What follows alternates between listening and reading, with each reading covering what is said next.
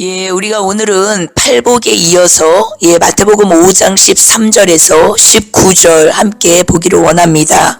여러분 마태복음 5장의 팔복 이 내용에서 우리가 어떠한 내용을 나누었었습니까? 바로 우리가 죄에 대하여, 의에 대하여, 심판에 대하여 이미 알고 있다라는 것이에요. 그것이 무엇입니까? 성령을 모셨다라는 증거죠.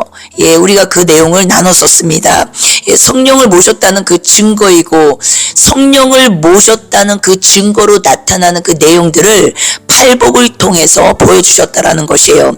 심령이 가난해진 자, 하나님을 내가 믿는다고 열심히 믿고 충성 봉사했는데 그것이 끝이 아니라는 것을 깨닫게 된다라는 것이에요.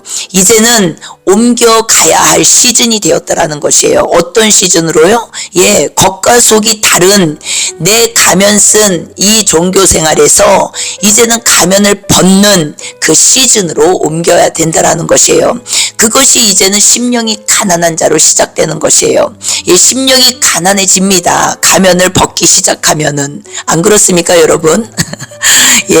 가면을 벗으면 벗을수록, 벗겨지면 벗겨질수록요, 정말로 내 모습이 초라해지고요, 비참해집니다.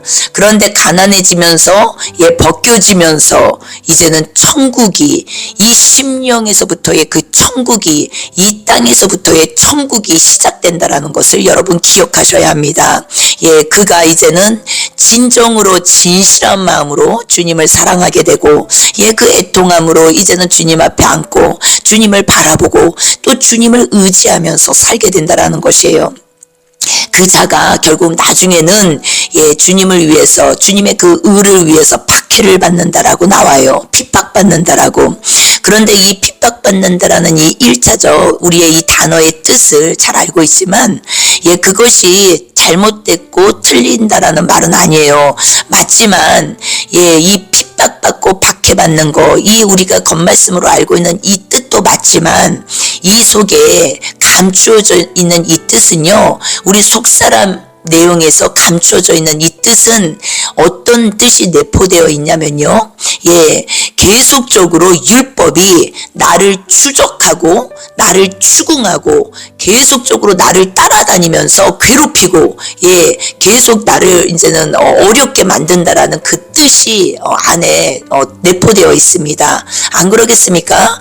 계속 나는 은혜를 붙잡으려고 하는데 그 은혜 안에 내가 조금 거해야 되는데, 그 믿음을 취해야 되는데 그 믿음이 없으므로 어떻습니까? 은혜를 받았음에도 불구하고 뭔가를 안 하면 불안하고, 그래서 그 불안함 때문에 계속적으로 또 뭔가를 해야 되는 상황이 벌어지고 계속 추적당한다라는 것이죠. 계속 어떻습니까? 나를 따라다니면서 괴롭힌다라는 것이에요. 계속 추적하고 괴롭히고 신문하고 계속 이렇게 한다라는 그 말의 이 속 내용이 이 핍박하다, 박해하다, 이 단어의 뜻 안에 이 뜻이 숨겨져 있다라는 것을 기억하셔야 합니다. 그래서 계속 나를 추궁한다라는 의미예요. 그래서 헤롯 당원, 서기관, 바리새인들이 계속적으로 예수님을 따라다니면서 박해하고 추궁하고 신문하고 계속 그것이 막 아니라는 것을 드러내려고 계속 꼬리에 꼬리를 물어서 막 그렇게 많은 일들을 하지 않았습니까? 그 내용이 그 핍박하다, 박해하다 그 안에 내포되어 있다라는 것을 기억하셔야 된다라는 것이에요. 그래서 우리가 이렇게 팔복에 대해서 말씀을 하시고 결국은 맨 마지막에 무엇라 말씀하셨습니까? 너희가 이런 모욕을 당하고 핍박을 당할 때 기뻐해야 돼. 행복해라. 복이 있는 것이다. 그것은 그렇게 말씀하셨다라는 것이에요. 왜요? 나의 제자라는 이유야. 그것이 그렇게 말씀하셨다라는 것이에요. 진리를 붙잡고 이 진리, 은혜 안에서 한 발자국도 움직이지 않는 이 은혜 아래, 이 참 복음 아래 거할 때 어떻습니까? 우리는 진정으로 자유함의 방종함으로 가지 않게 됩니다, 여러분.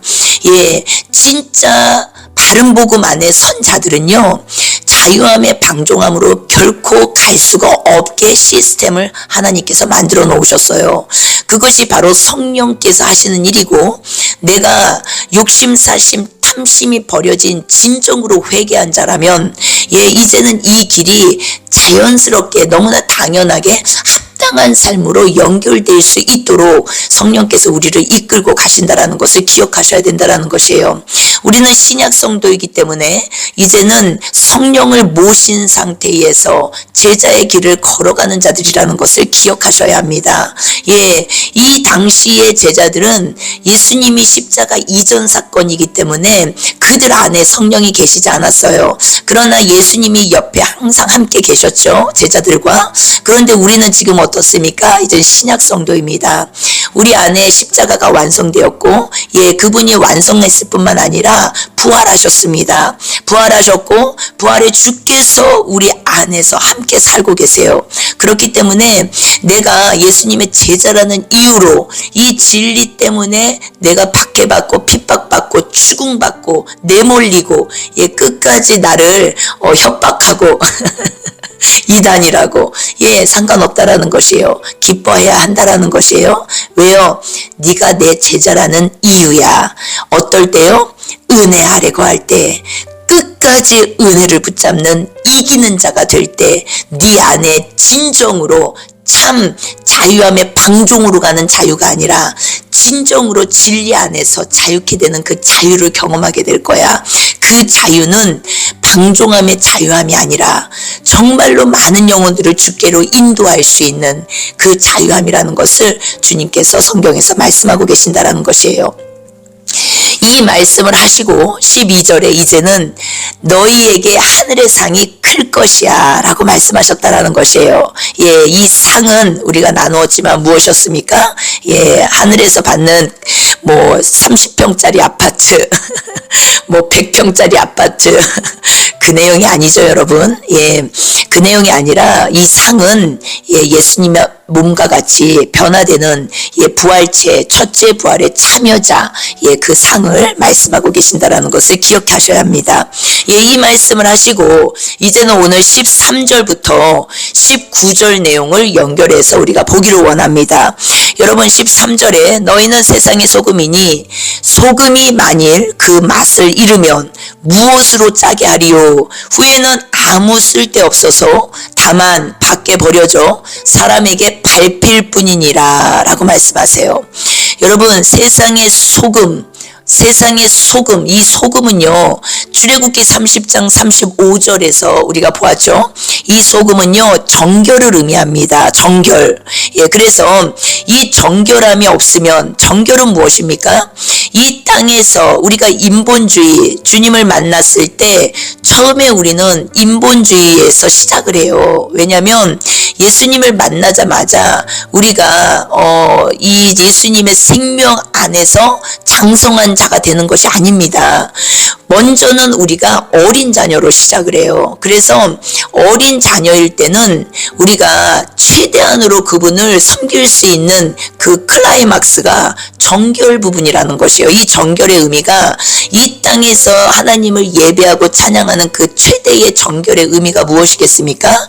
바로 하나님을 예배하고 내 어떤 경건 생활로 기도하고 내 어떠한 노력을 하는 것이죠. 쉽게 말하면 내가 주님을 가기 위해서 애쓰고 노력하는 그 파트를 말씀드리는 것이에요. 그래서 이 소금은 정결을 의미한다라는 것이에요. 그래야 이 정결이 우리 삶에서 나타날 때 최대의 경건 생활이 예배드리고 기도하고 말씀 보고 또 어려운 사람들을 돕는 긍휼 사역에 참여를 하고 이런 모든 이런 일들을 하게 될 때 세상 사람들도 우리를 보면서 저 사람 교회 다니는 사람이구나 알게 되겠죠. 그리고 예수 믿는 사람이구나 알게 되겠죠. 그런데 이제는 이 안에 2차적 해석으로 들어와서도 보면은 내 안에 이 정결이 있을 때 어떻습니까? 더 이상 사람들에게 밟히지 않는다라는 것이에요. 쉽게 말하면 내가 예배도 안 드려, 그리고 교회도 잘 안 나가, 그리고 내가 기도도 안 해, 말씀도 안 봐. 그런데 사람들을 계속 가르치려고 해. 너 이렇게 살면 안 돼, 너 저렇게 살면 안 돼. 그런다고 그 사람들이 그 사람의 말을 듣겠습니까, 여러분? 아니죠. 니나 잘해. 그런다라는 것이에요. 아유, 네가 믿는 하나님 나 안 믿어. 네가 믿는 예수 나 싫어. 그렇게 이제는 반응이 나온다라는 것이에요. 그렇기 때문에 어떻습니까? 예, 이 소금 그 맛을 잃으면 안 된다라는 것을 지금 말씀하고 계시는 것이에요.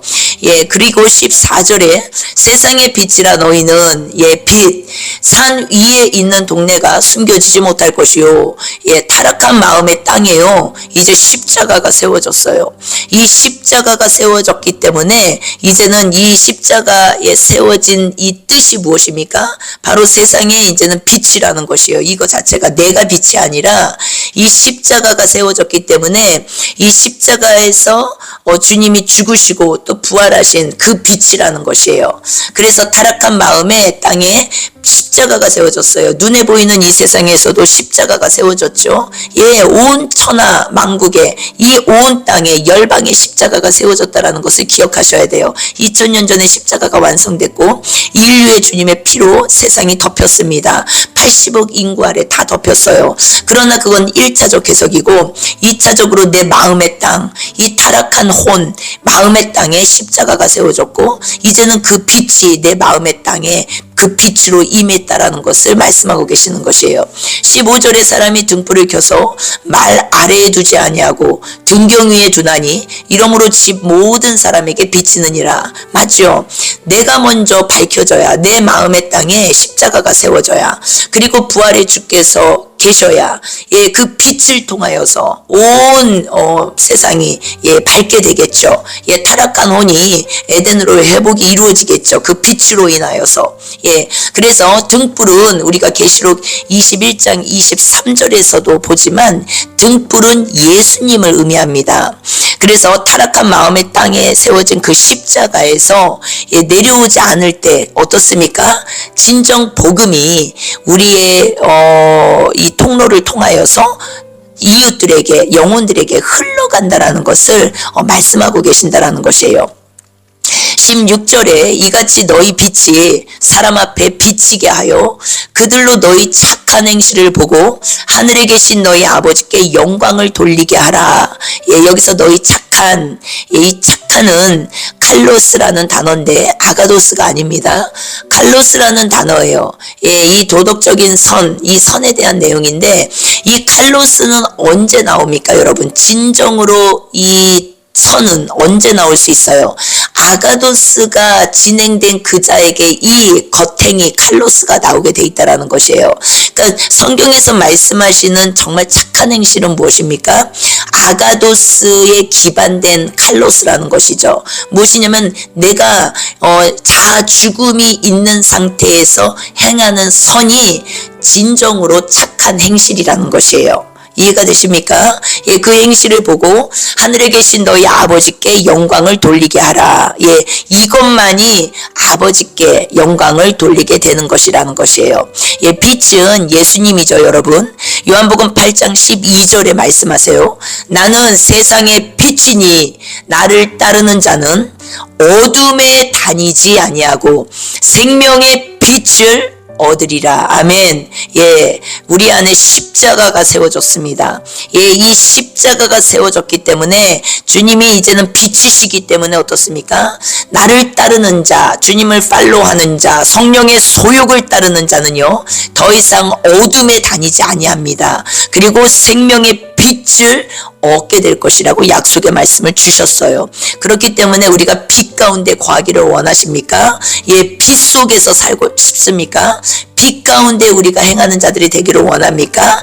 여러분 어떻게 해야 합니까? 바로 주님을 팔로우해야 되는데 어떻게 팔로우해요?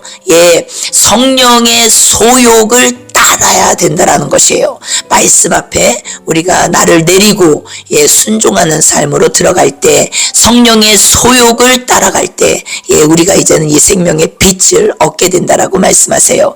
갈라디아서 6장 8절 말씀도 연결되겠죠. 너희가 육을 심으며 육으로부터 썩어질 것을 거두고 성령을 심으면 성령으로부터 영생을 거두리라. 성령을 심으면 성령으로부터 영생을 거두리라 라고 말씀하세요. 성령을 심는다라고 나와요.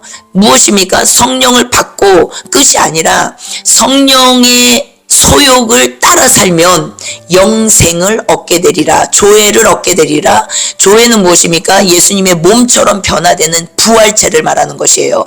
예수님의 몸처럼 영원히 썩지 않을 몸을 입은 영적 존재, 첫째 부활에 참여자 하나님의 아들들을 말하고 있는 것이에요. 그렇기 때문에 이 팔복과 연결해서 천국복음이에요. 팔복은 연결해서 지금 16절까지 우리가 보기만 해도 무엇입니까? 하나님의 아들들에 대한 설명을 계속하고 계신다라는 것이에요. 우리가 이 내용과 연결해서 이 땅을 차지하는 자가 우리가 요한계시록 21장 24절에 땅의 왕들에 대해서 말씀하십니다. 그런데 그 땅의 왕들에 대해서 말씀하시면서 더 이상 거기에는 이제는 성전이 필요 없고 등불 대신 예수께서 성전 되셨다라고 말씀하세요. 거기에는 성전이 그 땅의 왕들, 그 땅은 무슨 땅을 말합니까? 새하늘과 새 땅을 말하는 것이에요. 거듭난 땅을 말하는 것이에요. 마음의 땅. 우리가 2차적 해석으로 들어와서 볼 때 그 거듭난 마음의 땅은 그러면은 우리가 지금 5장 3절에서 16절까지 연결해서 볼 때 어떻습니까? 마음의 땅에 십자가가 세워지고 이제는 부활의 주께서 내 온 땅을 이제는 빛으로 비추시고 계시는 이 땅을 얘기하는 것이에요. 이 땅에는 성전이 필요 없다라는 것이에요. 왜 필요 없습니까? 그분이 친히 성전 되셨다라는 것이에요. 내 마음의 땅 안에. 그래서 더 이상 우리가 이제는 몸 성전이라는 것이죠. 그것이 하늘 성전이고 거듭난 성전이고 몸 성전이라는 뜻이에요. 그래서 우리 안에 이제는 그 성전이 세워졌고 이제는 등불이 예수님이고 그 안에 빛이 쓸데없다라는 것이에요. 친히 어린 양께서 빛이 되시고 그분이 다 하신다라는 것이죠. 그러니까 8장 12절 요한복음 말씀과도 연결이 되죠.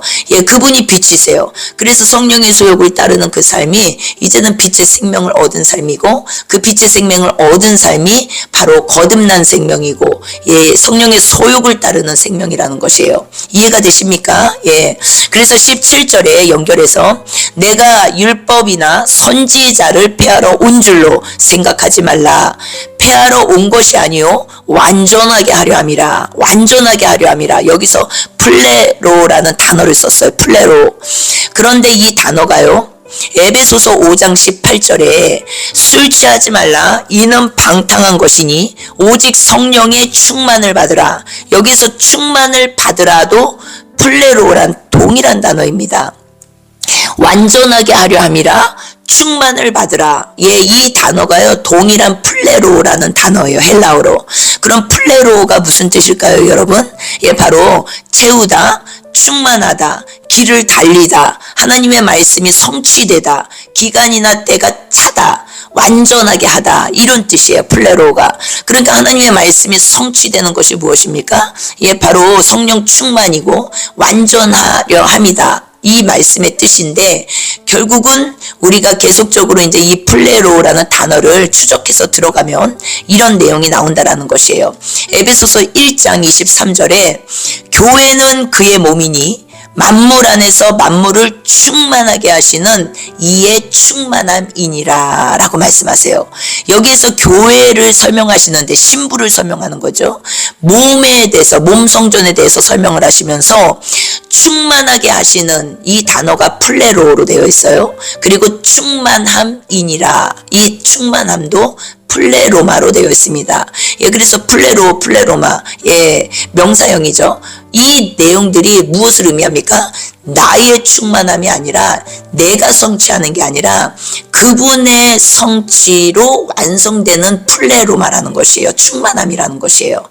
그래서 100% 은혜로 완성되는 것이 은혜로 구원받고 은혜로 모든 길을 걸어가고 이 바른 복음 안에서 이 바른 은혜는 우리를 성장시키는 은혜라는 것이에요. 이것이 교회고 신부들이라는 것이죠. 그리고 에베소서 4장 13절도 연결해서 보면요. 우리가 다 하나님의 아들을 믿는 것과 여기에서 믿는 것은 무엇입니까? 칭이겠죠. 예수 죽음, 예수님이 우리를 위해서 십자가에서 다 이뤄놓으신 거, 하나님이 우리에게 주신 은혜, 아들을 믿는 것이에요. 그것이 믿는 것과 아는 일, 아는 일은 무엇이겠습니까? 야다라는 단어인데 연합을 얘기하는 것이에요. 연합은 무엇을 의미해요? 결국은 성화를 통해서 우리가 연합이 되죠, 여러분. 내 죽음, 예수 죽음에 동참이 돼본 자만이요, 내 스스로 이 죄들을 해결할 수 없다는 것을 알게 된다는 것이에요. 아는 일. 그래서 십자가의 사랑이 실제구나. 내가 이분의 은혜, 사랑 아니면, 십자가 아니면 나는 지옥의 땔감으로밖에 될 수 없구나를 가슴으로 깨닫게 되는 것이 아는 일이라는 것이에요. 아는 일. 그것이 성경에서는 연합으로 설명하고 있다는 것이에요. 성화로. 그것에 하나가 되어서 라고 말씀하세요. 그것에 하나. 어떤 것이에요? 하나님을, 아들을 믿는 것, 그리고 아는 것, 그것이 하나가 되어서. 다시요. 하나님의 아들을 믿는 것은 무엇이에요? 칭의. 그리고 하나님의 아들을 믿고 그것을 아는 것. 이것은 연합인데 성화를 얘기하겠죠. 칭의와 성화를 통하여서 온전한 사람을 이루어, 영화겠죠. 영화. 텔레오스라는 단어예요. 온전한 영화. 이 예수님의 완전하심 속으로 들어가는 이 온전함을 이루어 그분의 의 안으로 들어가는 그 뜻이에요. 완전한 100% 구원은 선물이고 구원은 은혜고 내가 노력해서 갈 수 있는 나라가 아니구나. 이것을 아는 자, 완전한 사람을 이루어 그리스도의 장성한 분량이 충만한 데까지 이르리니, 여기에서 충만한, 플레로마란 동일한 단어를 쓰고 있습니다. 그래서 장성한 분량이 충만해진다라는 것이에요. 가면 갈수록 어떻습니까? 그분의 사랑과 은혜 아래 거하게 되고 그분의 사랑과 은혜 아래 거하면서 우리는 건강하게 자라가게 되고 그 건강한 자라감 속에서 우리는 충만케 되는 것을 우리가 말씀을 통해서 알게 된다는 것이에요. 그것이 에베소서 4장 13절 말씀이라는 것이에요. 그래서 이 충만함은 우리가 에스겔서 47장에서도 나눴지만 하늘 성전으로부터 흘러내려오는 그 물을 통하여, 말씀을 통하여, 진리의 말씀을 통하여 발목에서부터 무릎에서부터 허리까지 차고 수용할 만한, 그리고 사해바다, 죽은 바다를 살리는 어부가 되어서 열매 맺게 하고, 그리고 잎사귀가 치료하는 약재료가 될 것이다. 상처 입은 치유자들로 일어나서 또 다른 영혼들을 주님께로 인도하게 될 것이다. 그 내용을 말씀하고 계신다라는 것이에요. 그것이 누구라고요? 교회의 신부에 대해서 그렇게 말씀을 하고 계신다라는 것이에요. 몸성전, 거듭난 생명, 장성한 분량에 이르는 자, 그것을 설명하고 있다라는 것이에요. 18절, 진실로 너희에게 이르노니 천지가 없어지기 전에는 율법의 1.1획도 결코 없어지지 아니하고 다 이루리라. 천지가 없어지기 전에는 율법의 1.1획도 결코 없어지지 않는다라고 말씀하세요. 천지가 무엇입니까, 여러분? 하늘과 땅. 천지가 지기 전에는 율법의 1.1획도 결코 없어지지 아니하고, 보십시오. 천지, 하늘과 땅. 우리가 이사야서 34장 4절에 보면요, 하늘의 만상이 나와요. 하늘의 만상. 근데 하늘의 이 만상이라는 뜻이요, 1월 성신, 즉 해와 달과 별을 의미합니다, 여러분. 그런데 이 만상, 해, 달, 별이 사라지고 하늘들이 두루마리 같이 말리되 그 만상의 쇠잔함이 포도나무 잎이 마름 같고 무화과나무 잎이 마름 같으리라 하셨다는 것이에요. 1월 성신, 이 만상이 이제 사라지고, 어떻습니까? 하늘이 두루마리 말리되, 이 요한계시록의 7년 대환란에서도 이 말씀이 나오죠. 그러면은 이 말리는 하늘의 이 해달별이 없어지는, 1월 성신이 없어지는 이것이 무엇을 과연 의미할까요, 여러분? 우리가 표준 세번역으로 이 말씀을 보면요, 해와 달과 별들이 떨어져서 라고 돼 있어요. 만상이 해와 달과 별들이 떨어져서 가루가 되고, 아멘. 여러분, 여기에 가루가 나와요. 해, 달, 별이 그러면은 무엇을 의미하는지 이제 쉽게 해석이 되죠. 예, 우선은 해, 달, 별이 우상숭배였다라는 것을 기억하셔야 돼요. 내가 나를 보존한 채 하나님을 내가 필요해서 끌어다가 믿은 것이에요. 그러니까 해달별이 상징하는 것은 우상숭배라는 것이에요. 그런데 그 우상숭배가 떨어지면서 이제는 내가 가루가 되고 라고 말씀하신다는 것이에요. 가루. 예, 가루는 어떻습니까? 예, 내가 없어지는 것을 말하는 것이죠. 예, 마태복음 24장 29절에도 대환란장입니다. 그날 환란 후에 즉시 해가 어두워지며 달이 빛을 내지 아니하며 별이 하늘에서 떨어지며 하늘의 권능들이 흔들리리라. 여기에서도 환란 얘기를 하시면서 해, 달, 별이 나온다라는 것이에요. 여러분, 그리고 그런데 이제 계시록 12장 1절에서도 보면요, 한 여자가 태양을 입고 달을 발로 디디고 섰고 머리에는 12개의 별이 달린 면류관을 쓰고 있다라고 나옵니다. 여기에서도 무엇이 나옵니까? 해, 달, 별. 예, 그런데 여기서 여자가 나와요. 이 여자는 우리가 예전에 나눴지만 이스라엘을 상징합니다. 이스라엘의 대표, 이스라엘의 상징 무엇입니까? 예, 우상숭배예요. 우상숭배. 해, 달, 별. 요한복음 6장 12절도 보겠습니다. 내가 보니 여섯째 인을 떼실 때에 큰 지진이 나며 해가 검은 털로 짠 상복같이 검어지고 달은 온통 피같이 되며 하늘의 별들이 무화과 나무가 대풍에 흔들려 설익은 열매가 떨어지는 것 같이 땅에 떨어지며 하늘은 두루마리가 말리는 것 같이 떠나가고 각 산과 섬이 제 자리에서 옮겨지매. 여기서도 환란 가운데 일어나는 일들을 설명하고 있는데 해, 달, 별이 나오네요. 예, 다 흔들리고 떨어지고 검어지고, 예, 우상숭배에 대한 내용이에요. 다. 베드로후서 3장 10절에서 13절도 보겠습니다.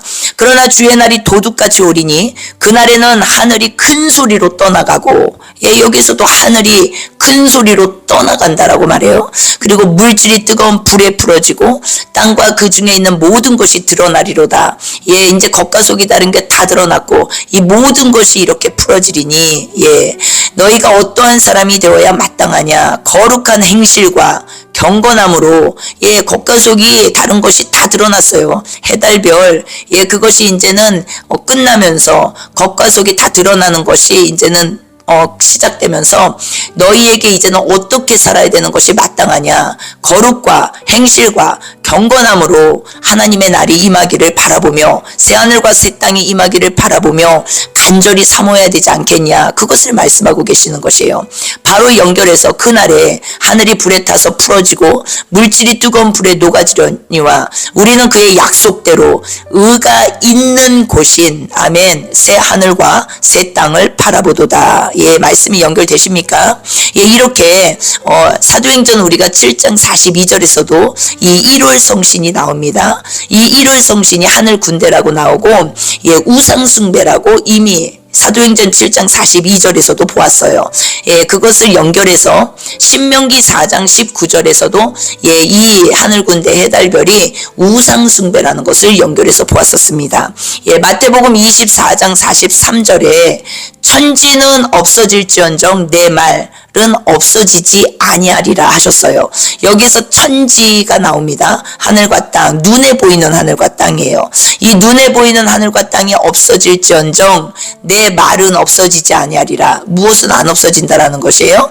예, 하나님의 말씀, 진리, 예, 사랑은 없어지지 아니할 거야 라고 말씀하신다라는 것이에요. 연결해서 고린도전서 13장 8절에도 사랑은 언제까지나 떨어지지 아니하되, 아멘. 예, 우상숭배, 해달별은 다 떨어지고 흔들리고 다 그렇게 된다라고 지금 위에서 보아하지 않습니까? 그런데 결국 안 떨어지는 것은 무엇이라고 합니까? 예, 진리, 바로 사랑. 이 사랑은 언제까지나 떨어지지 아니하되, 아멘. 예언도 패하고 방언도 그치고 지식도 패하리라 라고 말씀하신다라는 것이에요. 예, 우리가 우상 숭배는요 이제는 혼납니다. 그러나 이 사랑을 붙잡은 자, 진리를 붙잡은 자는 어떻습니까? 이제는 거기에서 해방된다라는 것이죠. 예, 요한계시록 21장 1절 2절도 또 보겠습니다. 또 내가 새 하늘과 새 땅을 보니 처음 하늘과 처음 땅이 없어졌고 이 처음 하늘과 처음 땅은 어디겠습니까? 예, 우리가 위에서 마태복음 24장 43절 내용에서 보았죠. 대환란장에서 예, 천지는 없어질지언정 예, 천지 하늘과 땅이지 않습니까? 예, 그것이 무엇입니까? 지금 요한계시록 21장 새 하늘과 새 땅에서 말씀하시는 이 내용에서 처음 하늘과 처음 땅이 없어졌대요. 예, 이 처음 하늘과 처음 땅은 무엇입니까? 예, 내가 눈에 보이는 세상에서 인본주의로 하나님을 믿었던 것이에요. 율법 안에서 내 의로 하나님을 믿었던 것을 말하는 것이에요. 바다도 다시 있지 않더라. 예, 비나이다 신앙이죠. 심령. 예, 바다 심령. 그 바다도 이제 있지 않더라. 이제는 인본주의가 끝났다라는 것이에요. 예, 이제는 이 땅의 율법으로 내 의로 천국 가려고 하는 그 모든 것들이 끝났다라는 것이에요. 무엇을 통하여서요? 하나님이 우리에게 주신 그 선물 대환란을 통하여서 그걸 끝내신다라는 것이에요. 그렇기 때문에 대환란을 하나님을 바르게 알고 복음을 바르게 깨달은 자는요 이제는 이 대환란이 다르게 해석이 된다라는 것이에요. 예, 대환란 일으키지 않으시고 하나님이 허락하지 않으시고 그냥 다 죽여버리셔도 아무 뭐 할 말이 없어요. 우리는. 그런데 하나님께서 이 시대를 왜 어렵게 만들고 왜 대환란을 허락하시고 왜 사람들을 힘들게 하시는 줄 아십니까? 예, 돌아오라고 하시는 것이에요. 이제 더 이상 이 땅에 이 모든 인본주의를 끝내고 제발 이 땅에서 잘 먹고 잘 살려고 하나님을 믿는 그 인본주의를 끝내고 어떻습니까? 이제는 새 생명으로 일으키시기 위함이라는 것이에요. 그렇기 때문에 그 전 세계에 임하는 대환란도 우리가 지금 보고 있지만 그 이전에 우리 각 사람에게 임하는 대환란이 있습니다. 삶의 삶터에서 예, 물질로 치시고 질병으로 치시고 자식으로 치시고 정말 대환란이 있습니다. 그러나 우리 믿는 자들에게는 이 고난이 헛된 고난이 아니라는 것이에요. 예, 의미 있는 고난이고 이 고난 속에서 주님을 진짜 만나게 된다라는 것이에요. 그렇기 때문에 우리에게는 이제는 이 고난이 축복이지 이 믿는 자들에게 이 고난은요 저주가 아니라는 것을 기억하셔야 합니다. 그래서 우리가 이제 처음 하늘과 처음 땅이 사라지고 없어지고 예, 21절 2절에 보면 또 내가 보매 거룩한 성 새 예루살렘이 하늘로부터 하늘에서 내려오니 그 준비한 것이 신부가 남편을 위하여 단장한 것 같더라. 아멘. 예, 무엇입니까? 거룩한 새 예루살렘 성. 예, 거룩한 새 예루살렘 성입니다. 정결이 끝나고 인본주의가 끝나고 이제는 거룩으로 옮겨온 것을 말하는 것이에요. 옛 예루살렘에서 새 예루살렘으로. 옛 예루살렘, 지금 현재 이스라엘을 보면 압니다. 예루살렘에서 어떤 일이 일어납니까? 예, 아직도 피제사를 지내고 있어요. 예, 아직도 짐승 제사를 드리려고 제3 성전을 세우려고 한다라는 것이에요. 예, 이 땅의 교회에서 이제는 거룩한 성, 예, 정결, 최대의 정결에서 이제 거룩한 성, 새 예루살렘 성으로 하나님께서 옮기시기 위한 대환란이라는 것을 기억하셔야 된다라는 것이에요. 이해가 되십니까? 예, 그래서 그가 신부이고, 예, 이제는 그가 남편을 위해서 단장한 것 같더라. 예, 이제는 땅의 교회가 끝나고 이제는 하늘 교회로 옮겨진 것을 말하는 것이에요.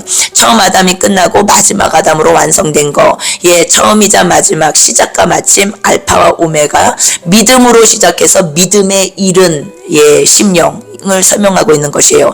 그것이 이제 복음이죠. 복음에는 한 의가 나타나서 예, 로마서 1장 16절 17절 말씀이죠. 복음에는 한 의가 나타나서 예, 그 의가 예수님이 오셔서 예, 모든 일을 이루시기까지 믿음으로 믿음에 예, 믿음으로 시작해서 믿음에 이르게 하신다라는 것이에요. 땅의 교회로 시작해서 하늘 교회로 완성시킨다라는 것이에요. 율법을 사랑으로 완성시킨 것을 의미한다라는 것이에요. 이사야서 65장 17절에서 18절 말씀도 보겠습니다. 보라, 내가 새 하늘과 새 땅을 창조하나니 이전 것은 기억되거나 마음에 생각나지 아니할 것이라. 아멘. 너희는 내가 창조하는 것으로 말미암아 영원히 기뻐하며 즐거워할지어다. 보라, 내가 예루살렘을 즐거운 성으로 창조하며 그 백성을 기쁨으로 삼고 옛 예루살렘이 새 예루살렘으로 이제는 창조된다라는 것이요, 옮겨진다라는 것이요, 새롭게 된다라는 것이에요. 표준 세번역에서도 내가 새 하늘과 새 땅을 창조할 것이니 이전 것들은 기억되거나 마음에 떠오르거나 하지 않을 것이다. 아멘. 새로운 피조물도 연결이 되겠죠. 고린도후서 5장 17절, 이전 것은 지나가고 보라, 새 것이 되었도다. 새로운 피조물, 거듭남을 의미하는 것이에요. 19절 보겠습니다. 마태복음 본문 5장 19절. 그러므로 누구든지 이 계명 중에 지극히 작은 것 하나라도 버리고 또 그같이 사람을 가르치는 자는 천국에서 지극히 작다 일컬음을 받을 것이요, 누구든지 이를 행하며 가르치는 자는 천국에서 크다 일컬음을 받으리라. 아멘. 여러분 보십시오. 우리의 마음의 땅에, 타락한 마음의 땅에 십자가가 세워지고 이 십자가가 세워진 그 자에게 이제는 빛이 오고 이 온 빛이 내 마음의 땅을 비추고 이 일이 일어나는 일을 위해서는 어떻습니까? 내가 그분의 십자가의 고난이 무엇인지, 그 십자가의 그 대속이 실제인지를 경험한 사람이 정말로 이제는 그 감사와 감격이, 그 어떠한 그분을 향한 사랑이 진실해지지 않겠습니까? 그냥 누군가에게 말로 전해 들은 거랑 다르다라는 것이에요. 쉽게 설명을 드려서 누군가가 아주 좋은 일을 하면서 살아요. 예를 들어서 아주 유명한 사람인데 정말로 좋은 일을 많이 하고 사는 사람이 있어요. 근데 그 사람을 내가 TV에서 봤던지 아니면 사람들을 통해서 전해 들었다는 것이에요. 저 사람이 그렇게 좋은 일을 많이 한대. 저 사람이 정말로 굉장히 좋은 일, 착한 일을 많이 하는 사람이래. 우리가 그거를 전해 드렸을 때, 그것을 실제로 그 사람이 그렇게 사는 걸 보았을 때, 우리가 수긍하고 동의하죠. 저 사람이 저런 사람이구나. 저 사람이 정말 좋은 일을 많이 하는 사람이구나. 우리가 그렇게 알고 듣고 본다는 것이에요. 그러나 여러분, 그것은 지금 객관적인 입장에서 볼 때는 나하고는 직접적인 관계가 없다라는 것이에요. 그 사람이 그런 존재라는 걸 알고 듣고 보고 믿었을 뿐이고, 이제는 나하고 직접적인 관계 속에서 직접적인 경험은 없었다라는 것이에요. 그렇기 때문에 그 사람을 좋게 말하고 그 사람을 칭찬하고 우리가 그런 것들은 할 수 있지만 내 안에 직접적인 어떤 연관성은 없기 때문에 믿음이 실질적으로 일어난 것은 아니라는 것이에요. 여러분 이해가 되십니까? 그러나 내가 삶을 살아가면서 정말 고통 가운데 빠졌어. 정말 죽을 구덩이에 빠졌어. 정말 오늘 더 쉽게 설명을 드리면, 오늘 내가 당장 10억이 없으면 나는 감옥 가서 평생 감옥에서 살아야 돼. 이런 어떤 상황이 벌어졌다라고 우리가 예를 들어서 말을 하면, 그런데 갑자기 그 사람이 나를 찾아와서 나의 이 고통과 어려움과 정말 오늘 죽을 수밖에 없는 나를 직접 도와줬다라고 생각을 해보세요, 여러분. 소문으로만 듣던 그 착한 사람이 나에게 직접 와서 나를 진짜 그렇게 도와줬다면, 여러분, 소문으로 듣던 그 믿음과 나에게 직접 와서 나를 진짜 그렇게 도와준 이 믿음과 여러분 같겠습니까? 다르겠습니까? 완전히 다르다라는 것이에요. 그래서 우리 안에 내가 지금 예수님을 이렇게 믿고 있는 건 아닌지를 한번 돌아봐야 된다라는 것이에요. 그래서 내가 그 예수님을 당당하게 담대하게 자신감 있게 전하지 못하고 사는 것은 아닌지 우리가 돌아봐야 된다라는 것이에요. 그런데 지금 19절에는 이 계명 중에 지극히 작은 것 하나라도 버리고 또 그같이 사람을 가르치는 자는 천국에서 지극히 작다 일컬음을 받을 것이라는 것이에요. 사람으로 성경을 전하지 않고 자라남으로 성경을 전하지 않고 계속 선악으로 전하면 안 된다라는 것을 지금 설명하는 것이에요. 우리가 성경에서 해라 하지 마라 해라 하지 마라 이 내용들은 다 무엇입니까? 행위에 관련된 것이에요. 그러나 이 행위는 하나님께서 우리에게 이 행위를 순종하라고 하는 이유는 어떻습니까? 내 의로 천국을 간다는 말이 결코 아니라는 것이에요. 너희들이 이것을 행해봐야 너가 얼마나 가증스러운 자인지를 깨닫게 된다라는 것이에요.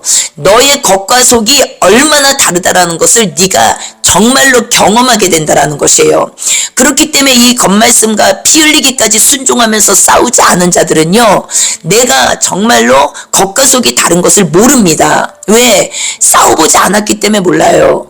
그러나 이 정말 말씀 한마디를 지키려고 순종해본 자들은요, 다 압니다. 내가 아무리 해도 결국은 내 겉과 속이 다르다는 것을 깨닫게 돼요. 더 쉽게 설명을 드리면 내가 사람들 앞에서는 착한 척하고 열심히 하는 척하고 막 좋은 사람인 척하고 믿음 좋은 사람인 척하지만 뒤돌았으면요 아니거든요. 나는 나를 알고 있거든요. 나에게 사랑도 없는 거 알아요. 그런데 이웃을 막 사랑하는 척을 하는 거예요. 지체들을 막 사랑하는 척을 하는 거예요. 기도해줄게 말을 하는데 내가 그 영혼을 위해서 정말 간절한 마음으로 기도 안 하는 거 나는 알거든요. 모든 겉과 속이 다른 나를 발견하는 이유는 그 겉말씀에 순종할 때 드러난다라는 것이에요. 그 드러남을 통해서 우리가 정말로 이제는 십자가의 사랑이 실체가 되어가는 것을 깨닫게 되거든요. 어떻게 되냐면 내가 열심히 이렇게 해보지만 뒤돌았으면 남편 욕하고 뒤돌았으면 자식과 불화가 일어나고 뒤돌았으면 지체들이 미워지고 시기질투가 나고 이 창세기 3장에 이 원죄가 내 안에 펄펄 살아있다는 것을 기도를 아무리 해도 말씀을 아무리 많이 봐도 봉사를 아무리 많이 해도 선교를 다녀도 수많은 것들을 해도 금식을 해도 내 안에서 그것들이 아주 펄펄 살아있다는 것을 나는 날마다 목도하거든요. 그러나 순종하지 않는 사람들은 이것이 무엇인지를 모른다라는 것이에요. 그래서 그 일을 위해서 성화가 필요한 것이고 그 일을 위해서 행함에 대해서 그렇게 많이 말씀하고 계시는 것이에요. 그러나 이 의가 끝난 자, 그 의가 끝난 자가 이제는 행하는 그 행함은 어떻습니까? 자유함의 행함이라는 것이에요. 율법에 매여서 행하는 행함이 결코 아닙니다. 사람이 시켜서 행하는 행함이 아닙니다. 지옥 갈까 무서워서 행하는 행함이 결코 아니라는 것이에요. 여러분 이해가 되십니까? 그래서 이 과정을 주님이 통과하게 하시는데 율법을 통과하게 하신다라는 것이에요. 이 통과하게 하면서 결국은 그 은혜가 어마어마하게 크게 나에게 임하게 된다라는 것이에요. 그것이 이제는 십자가가 통과되는 것이고 그 십자가에서 내가 예수님과 함께 죽었다라는 사실이 믿음으로 실체가 되는 내 의가 끝나는 자리라는 것이에요. 그래서 그 복음을 전할 때 그 자가 이제는 하늘에서 천국에서 큰 자가 될 것이다. 이 왕노릇할 자를 말하는 것이에요. 이 왕노릇할 자가 내가 막 이렇게 높은 자리에 앉아서 막 사람들을 부리는 그 왕노릇입니까? 아니에요. 이 땅에서 살아있을 때 이렇게 살아간 자가 천국에서 왕노릇할 것이라는 것이에요. 그 왕은 어떻게 합니까? 예수님이 왕이세요. 주님이 우리의 왕이세요. 그 왕과 연합된 우리라는 것을 설명하고 있는 것이에요. 이해가 되십니까? 내가 왕이 아니라 내가 왕노릇, 내가 왕의 자리에 앉아서 막 사람들을 치리하고 막 사람들을 막 윽박지르고 다스리고 막 이게 아니라 우리는 교회는 신부는 그리스도의 연합체라는 것, 부활체라는 것을 기억하셔야 돼요. 그분 없이는 교회는 없습니다, 여러분. 그분 안 계시면 신부는 없어요, 여러분. 신부가 존재할 수가 없어요. 그래서 그분이 빠진 우리가 나 스스로 뭔가를 하는 모든 것이 복음에서 빗나간 복음 밖에 바른 복음이 아니라 거짓된 복음, 잘못된 복음, 다 다른 복음이라는 것을 여러분 기억하셔야 된다라는 것이에요. 오늘 마태복음 5장 13절에서 19절까지 이렇게 보았습니다. 여러분 오늘 이 내용을 다시 한번 마음에 깊이 새기시고 다음 시간에는 이제 20절 이어서 예수님의 가르침에 대해서 나누도록 하겠습니다. 네. 기쁘시게 못하다니 고뇌주고도 다 못된 뿐이라 이근이 없어서 무너진 삶의 모든 자리에 다시 주님을 기자 두 손을 높이 들고 찬양을 나가십시다. 주님을 기쁘시게 못하는 주를 찾는 자 반드시 만나리 이들이 없어서 무너진 삶의 모든 자리에 다시 주님을 기다려 다시 한번 고백하며 찬양하십시다. 기쁘시게 못하나니 주를 찾는 자 반드시 만나리 이들이 없어서 무너진 삶의 모든 자리에 다시 주님을 기다립니다. 다시 주님을 기다립니다. 다시 주님을 기다리 다시 한 번만 다시 주님을 기다립니다. 다시 주님을